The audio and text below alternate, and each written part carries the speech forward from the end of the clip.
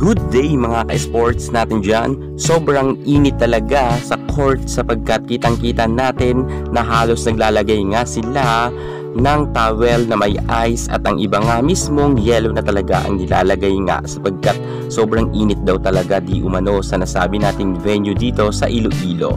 At kita natin mga ka-sports natin dyan na talagang tinapos na nga ng Choco Mucho ang laban nila sa Cherry Tigo. Inabot lang nga to ng 3 set. Bagamat sa first set, second set ay talagang natambakan ng Choco Mucho ang Cherry Tigo, lumaban naman sila sa third set.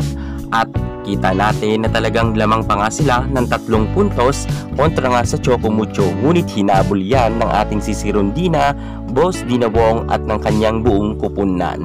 Dito mga ka-sports natin dyan, yung nagtay na ay talagang pinataob na ng Choco Mucho ang Cherry Tigo dahil ayaw na nga nilang bigyan pa ng kumpiyansa ang kupunan nga ni Ea Laure. Ano-ano ang mga dahilan kung bakit natalo ang Cherry Tigo? Narito na nga ang mga rason kung bakit napataob agad sila ng Choco Mucho. Pero bago ang lahat, kung bago ka muna sa aking YouTube channel at ngayon ka pala napadpad, huwag kalimutan i-like, share ang ating videos at mag-subscribe. I-click ang ating notification bell para lagi kang updated sa lahat ng issue pagdating sa volleyball. Susunod na! Drop it!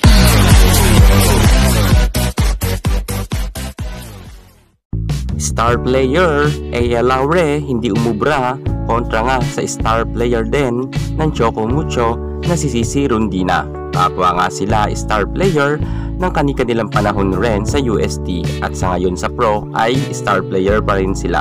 Subalit hindi nga umubra ang kagalingan ni Ea Laure. Saan ba nagkulang ang kupunan ni Ea Laure at bakit sila napataob agad ng Choco Mucho? Ano-ano ang rason at saan sila nagkulang kung bakit sila agad natalo ng Titans? Narito na nga mga ka-sports natin dyan. Unahin na natin dyan sa kanilang floor defense.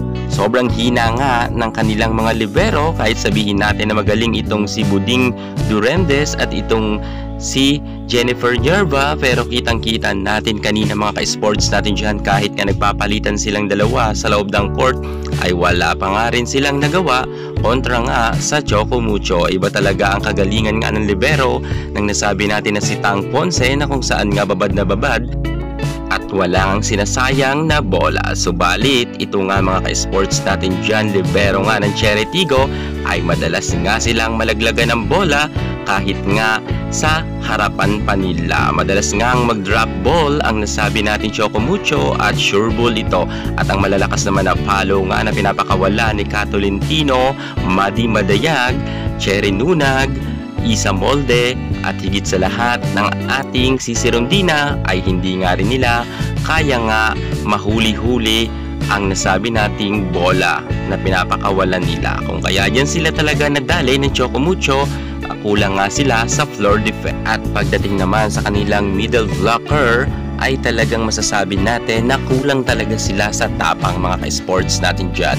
Kung ikukumpara natin kay Cherry Nunag at kay Madi Madayag na talagang nakikipagpukpukan nga sa gitna, subalit ito ngang middle blocker naman ng Cherry Tigo ay mukhang malalamya. Hindi nga masyado nag-shine ngayon ang nasabi nating mga middle blocker nga nila. Maging si Ponggay Gaston at si De Los Reyes ay wala rin nagawa. Wala kasing katulong itong si Ponggay Gaston sapagkat nga wala nga itong si Karandang dahil nga meron daw di umanong minor injury ayon sa balita. Subalit mga ka-sports natin dyan, masasabi ko talaga na kahit siguro nandiyan si Karandang ay kaya silang talunin ng Choco Mucho sapagkat nga inabot lang ito ng third set.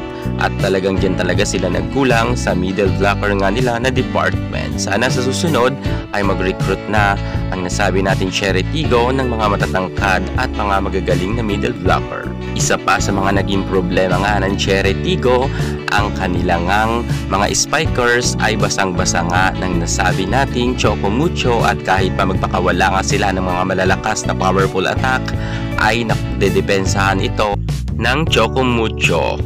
Problema ka talaga kasi mga ka-sports natin dyan ng Cherry Tigo, mukhang malamya sila ngayong araw at hindi sila ginaganahan nga maglaro. Kung kaya nga natalo talaga sila sa loob lamang ng third set. Grabe mga ka-sports natin dyan, no?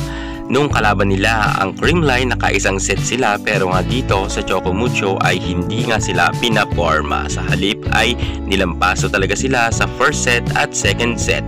Sa kangkungan talaga sila dinala ng Choco Mucho. Grabe talaga ngayon ang galing ng Choco Mucho, kung saan nag-level up na ang lahat ng mga players nga ng Titans team. Samantalang nga mga ka-sports natin dyan, ang Cherry Tigo mukha ngang natameme versus nga sa Sisi Rondina at Dina Wong tandem. Yan mga ka-sports natin dyan ang nakikita ko na talagang dyan sila nadali at natalo. Sobra pa nilang error, ang mga services nga nila ay lumalabas. Kung ikukumpara natin na talagang maganda nga ang services na ipinapakita nga ng Choco Mucho. Ngayon mga ka-sports natin dyan, abangan na lang natin ang kanilang semifinals. Magkikita-kita pa rin sila dyan, kaya't yan ang ating tututukan. Kaya't kung ayaw nyong mahuli sa lahat ng issue pagdating sa larangan sa volleyball, mag-subscribe na kayo sa aking YouTube channel. Thank you so much. God bless.